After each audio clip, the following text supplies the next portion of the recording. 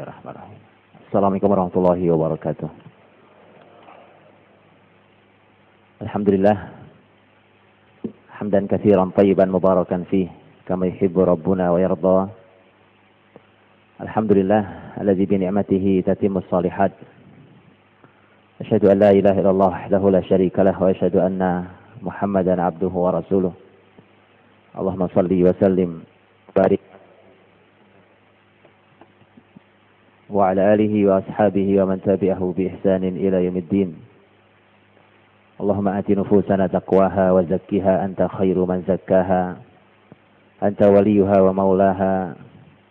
Allahumma anfa'na bima 'allamtana wa 'allimna ma yanfa'una wa zidna ilma. Ya ayyuhalladzina amanu taqullaha wa yu'allimukumullah. Ya ayyuhalladzina amanu taqullaha wa qulu qawlan sadida yuslih lakum a'malakum wa yaghfir lakum dhunubakum wa may yuti'illaha wa rasulahu faqad faza fawzan 'azima. Amma ba'd.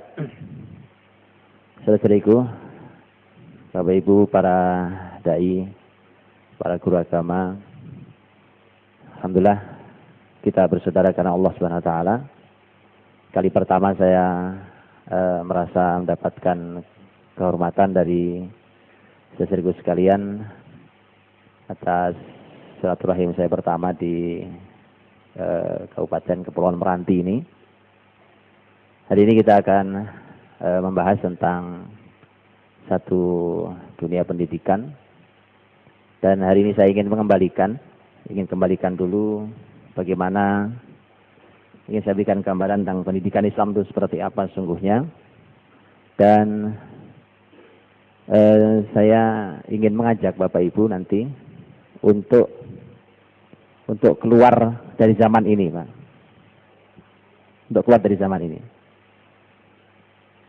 Karena nanti, karena saya sudah sering berinteraksi dengan para pendidik di Jakarta dan di beberapa wilayah yang lain, sampai kemudian bahkan beberapa pertanyaannya pun berulang pasti. Jadi saya sudah bisa duga beberapa pertanyaan nanti yang muncul. Sehingga di awal saya ingin katakan bahwa saya ingin kita akan keluar dari zaman ini, bukan berarti kita tidak melihat zaman ini. Tapi bahkan Ustadz kita dalam tausiahnya semalam, Dr. Mustafa, ketika beliau menyampaikan tentang tausiahnya, hari ini kita dipimpin oleh generasi yang tidak baik. Makanya saya ingin ajak kita keluar dari zaman ini. Kalau pemimpinnya tidak baik di bumi ini, ya pasti jelek hasilnya. Nah, melihat masa lalu Islam dan melihat masa yang ke depan. Hari ini biarkan dia menjadi sesuatu yang kita jalani, tapi kemudian menjadi sebuah PR besar bagi muslimin. Baik, saya dirahmati Allah Subhanahu wa taala. Saya ingin memulai, tapi laptop saya jauh di sana. Kalau diizinkan saya akan turun di sana ya. Ya apa ya? Oh baik.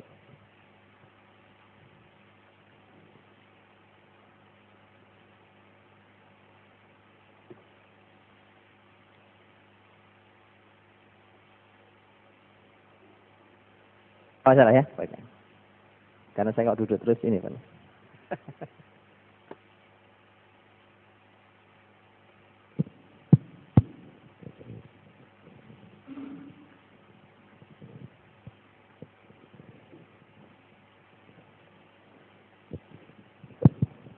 Baik, ini rahasia kenapa mimbar Rasulullah SAW itu tidak begini modelnya, Pak.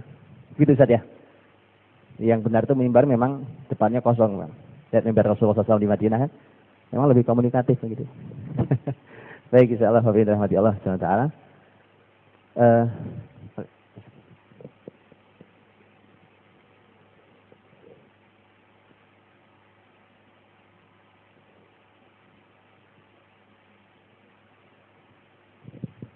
Sekilas ya, ini sekilas dulu karena supaya kita bangun dulu, Pak. Karena nanti kalau saya sampaikan langsung gitu, umpamanya gini, hafal Quran 30 juz, biasa, Pak.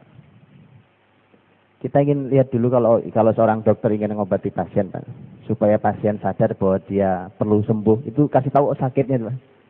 Dengan cara bijak, insya Allah, gitu ya. Dengan cara bijak. Dia kasih tahu dulu diagnosanya, analisanya, baru nanti diberikan obat yang sesuai dengan penyakitnya. Saya bangun dulu, kita lihat dulu seperti apa sebenarnya keadaan pendidikan kita hari ini. Kita ini sebenarnya siapa guru besarnya, Pak, di dunia pendidikan kita.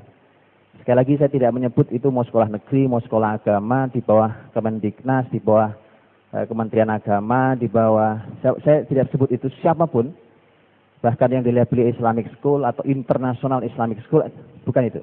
Pembahasan kita bukan label, tetapi kita bicara tentang sebuah konsep. Dimanapun konsep itu dijalankan, nanti kita akan lihat.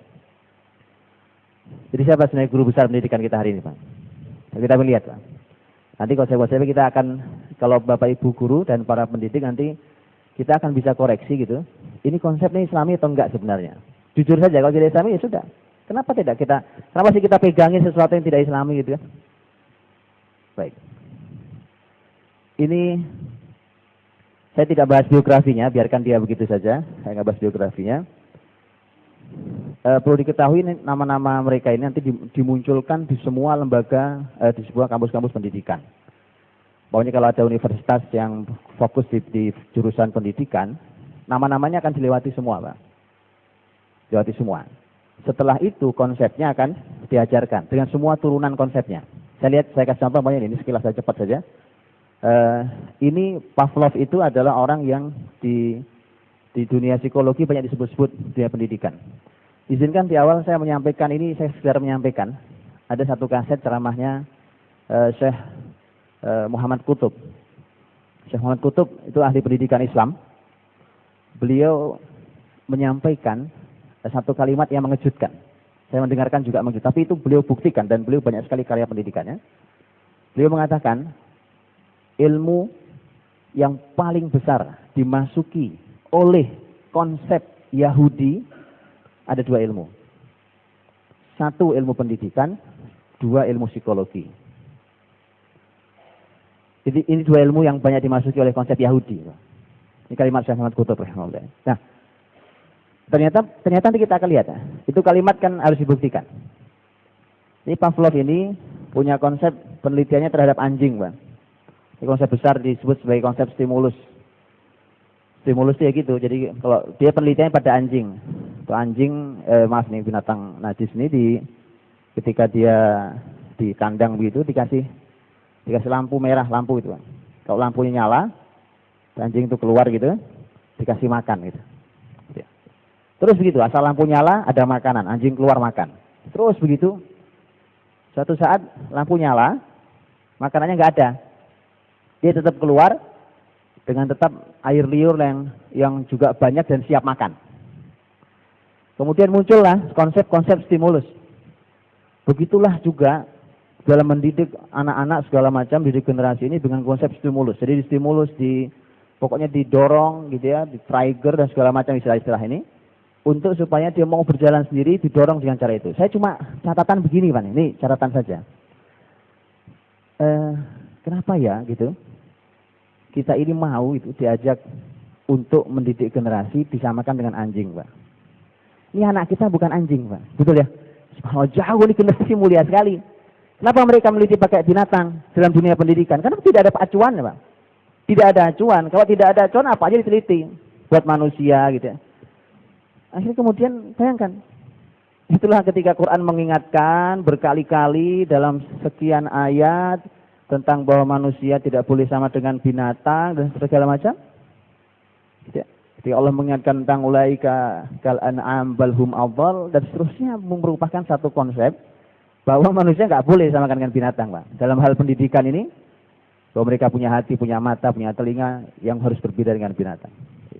Tapi ini menjadi sebuah kebiasaan. Akhirnya nanti kita tidak sadar nih bahwa ternyata konsep yang dibawa dari binatang dimasukkan ya, bagaimana binatang dimasukkan ke manusia konsepnya. Ini Jiji Rusu, ini ilmunya masih hidup sampai hari ini gitu ya. Disebut sebagai bapak perkembangan. Dia adalah seorang bapak perkembangan yang hari ini ilmu itu cukup penting. Jadi ilmu perkembangan. Ilmu perkembangan itu gini, Pak. Jadi disebut dengan usia perkembangan, ya kan? Usia perkembangan. Jadi dari mulai usia berapa, naik usia berapa. Kalau usia sekian begini perkembangannya terus. Disebutnya sebagai jenjang atau usia perkembangan. Jadi guru besarnya nih menjadi rujukan hari ini. Semua ilmu yang diteliti setelah itu basisnya di sini awalnya, gitu kan? Bapak Ibu perlu tahu, itu saya tulis di situ tuh. Ini orang nih punya 5, berapa 5? Ya, punya 5 anak. Anaknya semua dibuang, Mbak Madia. Ya, bayangkan, di umur 33 tahun menghamili tukang cuci. Bayangkan, punya anak 5 dibuang, terus membuat teori tentang pendidikan anak. Diterima nggak itu, Pak? Diterima nggak? Diterima, buktinya di pendidikan kita diterima itu, Pak. Jadi rujukan utama itu ilmu. Bisa bayangkan kan? Diterima, Pak. Ada orang kampus pendidikan di sini nggak, Pak? Yang dosen bawahnya di dunia pendidikan? Ya, diterima. Konsepnya diterima. Bahkan yang menjadi sangat fenomenal umpamanya bukan untuk karya ilmiah, ini novel sebenarnya. Semacam novel. Dia menulis buku judulnya Emil. Nggak ada tulisan sih. Dia nulis tentang itu.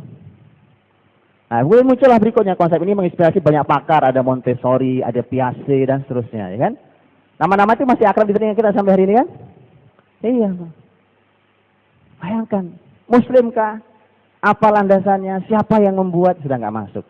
Saya terkesan sekali dengan sampaikan oleh Ustadz kita, Dr. Mustafa, ketika beliau sampaikan itu, namanya kebaikan itu harus diajarkan oleh orang yang baik juga. Mustahil, Pak. Kalau kebaikan itu tidak diajarkan oleh orang yang baik sampai ke masyarakat. Ini orang yang pernah membuang anaknya sendiri, terus bikin teori tentang pendidikan anak. Tidak masuk. Dalam Islam tidak masuk sekali. Tapi terpaksa itu sekarang menjadi ilmu kita. Nggak boleh kita bangun dulu, nanti belakangan kita. Biar kita bangun dulu. Masuk, Pak. SD. Sekolah dasar. Ini pendirinya, Pak. Pestalozzi. Ya. Ketika lihat bawahnya,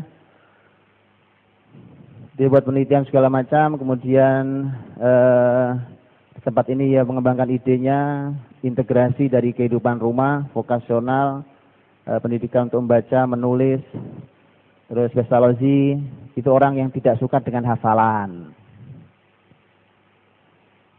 Baik, di mana ada SD, sekolah dasar, yang target hafalan Qur'annya 30 juz. Ini SD biasa, Pak, bukan pesantren. Saya nggak bicara pesantren, karena ini SD. Gak usah 30 juz, Pak, separuh, 15 juz. Gak usah 15 juz. Berapa Ustaz? 10 juz. Enggak, kebanyakan, Pak, 5 juz. Gak usah 5 juz, Pak. Kenapanya kebanyakan juga 5 juz nih? Kenapa? Pendiri awalnya tidak suka dengan hafalan.